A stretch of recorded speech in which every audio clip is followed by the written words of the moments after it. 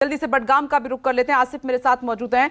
आसिफ, आप उस कॉलोनी के बाहर मौजूद हैं जहां पर तमाम कश्मीरी पंडित अभी रह रहे हैं। उनकी सिक्योरिटी को बढ़ाया गया है, पुख्ता किया गया है पहले से ज्यादा।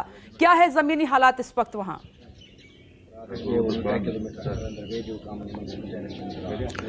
देखिए, मैं पूरे कश्मीर में घूम रहा हूं। जहां जहां पर भी कश्मीरी पंडित है वहां मैं जा रहा हूं। और जो सरकार द्वारा अभी तक दावे किए गए हैं, सरकार द्वारा अभी तक ऑर्डर्स निकाले गए हैं, उससे जो है बिल्कुल अलग सिचुएशन ग्राउंड पर नजर आ रही है। सरकार द्वारा कहा जा रहा है कि जो पिछले महीने इसकी शुरुआत हुई थी राहुल भट्ट की किलिंग के साथ चाडोरा में, उसके बाद सरकार द्वारा कहा गया कि इन सभी जो वल्नरेबल एरियाज में है उन्हें टाउन्स में ट्रांसफर किया जाएगा। लेकिन जब ट्रांसफर ऑर्डर आया 171 टीचर्स का, तो वो वायरल हो गया। तो यानी उनकी जो पहचान है, उनकी जो नियुक्ति है, वो भी लीक हो गई, पूरे सोशल मीडिया पर वो नजर आने लगा। उसके बाद कश्मीरी पंडितों का लगातार ये भी कहना है कि क्या राहुल भट्ट की टाउन में हत्या नहीं की गई। उसी तरह से रजनी बाला, वो भी जो है वहां पर भी डिस्ट्रिक्ट से उतना ज्यादा दूरी पर तैनाती नहीं थी। उसके अलावा जो कश्मीरी पंडितों को आश्वासन लगातार दिया जा रहा था पलायन न करने का, तो ग्राउंड पर हम देख रहे हैं कि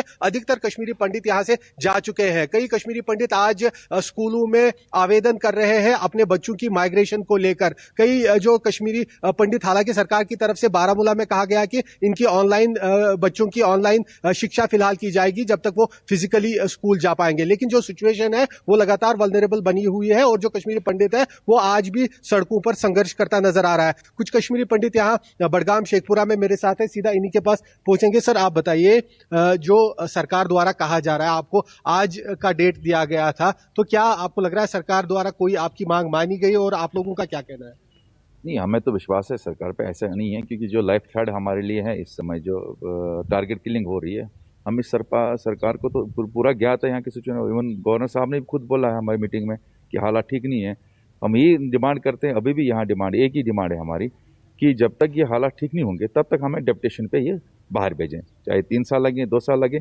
हमें ट्रांसफरेबल जॉब नहीं मांगते, हमें सिर्फ डेपुटेशन पे हमें 3 साल हम लिख के दे देंगे। अब जो हालात ठीक होंगे हम वापस आएंगे। ये महत्वपूर्ण है। ये लोग जो है मास माइग्रेशन की जो बात हो रही है, ऐसा नहीं है कि 90 की तरह जो कश्मीरी पंडित यहां से चला जाएगा फिर वापस नहीं आएगा या दशक लग जाएंगे। इनका कहना है कि केवल कुछ साल, जब तक कश्मीर घाटी में सिचुएशन ठीक हो जाए तब तक इन्हें जो है जम्मू शिफ्ट किया जाए। एक और हमारे साथ यहाँ पर महिला, आप बताइए मैडम, जो अभी सिचुएशन है यहाँ पर, अधिकतर लोग जा चुके हैं, जो लोग यहाँ पर है वो क्या फेस कर रहे हैं?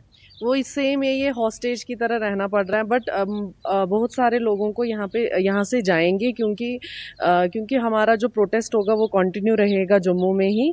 तो हम आहिस्ता आहिस्ता करके यहाँ सब जा रहे हैं, क्योंकि यहाँ पे बहुत सा, जैसे बच्चों के एडमिशन है, माँ बाप है किसी के, तो वो आहिस्ता आहिस्ता करके यहाँ से सब वैकेट कर देंगे और वो जम्मू की तरफ बढ़ेंगे। सरकार जो बोल रही है कि हमने सुरक्षा का इंतजाम किया है, ट्रांसफर्स हो रही है, उससे आपको कुछ संतुष्टि मिली है? नहीं, बिल्कुल संतुष्टि नहीं मिली है, क्योंकि ये अगर हेडक्वार्टर जो हमारा राहुल भाई शहीद हुआ है वो अंडर सिक्योरिटी में ही तो शहीद हुआ है, तो हमारी क्या गारंटी है कि हम जैसे ही हम क्वार्टर से या इधर से कॉलोनी से बाहर निकलेंगे तो हमारे को कोई खतरा नहीं है। बट जो बीच का रास्ता है, बीच का दायरा है, उसमें कौन सी सिक्योरिटी हमें प्रोवाइड होगी? तो ये बहुत ही अनसर्टेनिटी है यहाँ पे कभी भी रैंडमली किसी को भी मार दिया जा सकता है। ये कोई बड़ी बात नहीं और है। बहुत कम जो है इन अकोमोडेशन में है जो सिक्योर है। काफी सारे लोग 3000 से भी ज्यादा जो ऐसे हैं वो रेंट्स पर रह रहे हैं। उनकी क्या हाल है, उनके क्या हाल है? वो तो बहुत ज्यादा है। ये तो किसी को अकोमोडेशन यहाँ प्रोवाइड हुई है इतने 12 सालों में। तो मैक्सिमम जो लोग हैं वो रेंटेड पे ही रहते थे और उन्होंने बहुत ज्यादा सफर किया है। वो सिक्योर प्लेसेस पे नहीं है, वो जम्मू की तरह निकल चुके हैं। आपने जो डेडलाइन दिया था, आज का दिया था, तो अब आप क्या करेंगे आज के बाद, क्योंकि अभी आप यहाँ पर है? कोई हमारा कंटिन्यू रहेगा। अगर आज भी उन्होंने ऐसा मतलब सोल्यूशन नहीं निकाला, तो अगर वेसू में प्रोटेस्ट चलेगा तो यहाँ पे भी स्टार्ट हो जाएगा अगेन प्रोटेस्ट, और जम्मू में भी। तो शेखपुरा, बडगाम में, बारामूला में अभी प्रदर्शन नहीं हो रहे हैं, लेकिन काजीगुंड, वेसू में प्रदर्शन आज भी जारी है। एक और महत्वपूर्ण जो है, बच्चों के लिए आप आवेदन दे रहे हैं कि उन्हें माइग्रेट किया जाए जम्मू। तो क्या मतलब आप लोगों ने मन बनाया है कि जो सरकार है उनकी तरफ से मांगे नहीं मानी तो सारे चले जाएंगे? देखिए भाईजान, पिछले जिस दिन से राहुल भाई का जब वो शहीद हुए, उस दिन से हमारे बच्चे बिल्कुल हॉस्टेज की तरह कमरों में बंद है। इवन हम उनको खेलने के लिए बाहर तक नहीं भेज पा रहे हैं। तो दैट मीन्स लगभग 1 महीना हो गया हमारे बच्चों को बिल्कुल कमरों में बंद। हम स्कूल नहीं भेज पा रहे। मैक्सिमम आप देख पाएंगे जिन्होंने आवेदन किया है वो बच्चे जो हैं 10वीं और 12वीं कक्षा के हैं।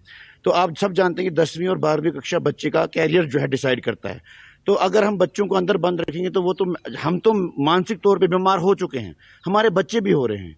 मतलब बच्चे जो हैं आज जलाहट महसूस कर रहे हैं, माता पिता जो है वो तो बीमार हो ही रहे थे मानसिक तौर पे, अब बच्चे भी हो रहे हैं। तो हम यही चाहते हैं हम सरकार को बार बार यही निवेदन कर रहे हैं, हम आपसे कंप्लीट ट्रांसफर नहीं कह रहे, हम ये नहीं कह रहे कि हम वापस नहीं आएंगे, हम आपको कह रहे हैं कि हमें कुछ समय के लिए 2 साल 3 साल जब तक सरकार जो है, क्योंकि मैं आपको बार बार बोल रहा हूँ, मैंने पिछली बार भी आपको बोला, हमारे जो आईजी विजय कुमार है उन्होंने खुद कैटेगोरिकली एलजी साहब के सामने जब उनके साथ डायलॉग हुआ था तो उन्होंने कहा था कि लगभग 3 साल लग जाएंगे इस चीज को खत्म करने के लिए। तो अगर आईजी साहब मानते हैं एलजी साहब के सामने, तो दैट मीन्स इसका मतलब ये है कि हमारी लाइफ तो थ्रेट में है। तो हम उनको कह रहे हैं कि 3 साल तक या जब तक वो कहेंगे, जब तक उनको लगता नहीं नॉर्मल से, तब तक हमें डिप्लॉय कीजिए। अब हम सरकार को एक और बात मैं बोलना चाहूंगा आपके सामने आज, देखिए हमारी सैलरी जो हमारी तनख्वाह आती है वो सारी सेंट्रल डिपार्टमेंट से आती है, सेंटर से आती है। तो इसका मतलब अगर सरकार चाहे यहाँ पर भी अगर सिक्योर एरिया क्या, जैसे अब वो हमें सिटीज में भेज रही है, टाउन में भेज रही है, कोई सिक्योर एरिया नहीं है। अगर हमारे आईजी साहब को सिक्योर एरिया कोई लगता है तो पहले वो खुद बिना सिक्योरिटी के वहां चले। सीधे न्यूज़ 24 पर कश्मीरी पंडित अपनी बात रख रहे हैं, बीच में कोई लाग लपेट नहीं है, वो सीधे सरकार तक अपनी बात न्यूज़ 24 के माध्यम से पहुंचाना चाहते हैं। यानी कि इस टारगेट किलिंग का बड़ों के साथ साथ बच्चों के जीवन पर भी बहुत बुरा असर पड़ रहा है। नमस्कार, मैं हूं मानक गुप्ता। अगर आपको हमारा ये वीडियो पसंद आया हो तो इसे लाइक और शेयर जरूर करें, और हां, हमें सब्सक्राइब और फॉलो करना ना भूलें ताकि आप देश और दुनिया की कोई खबर मिस ना करें। तो जुड़े रहिए हमारे साथ और देखते रहिए न्यूज़ 24।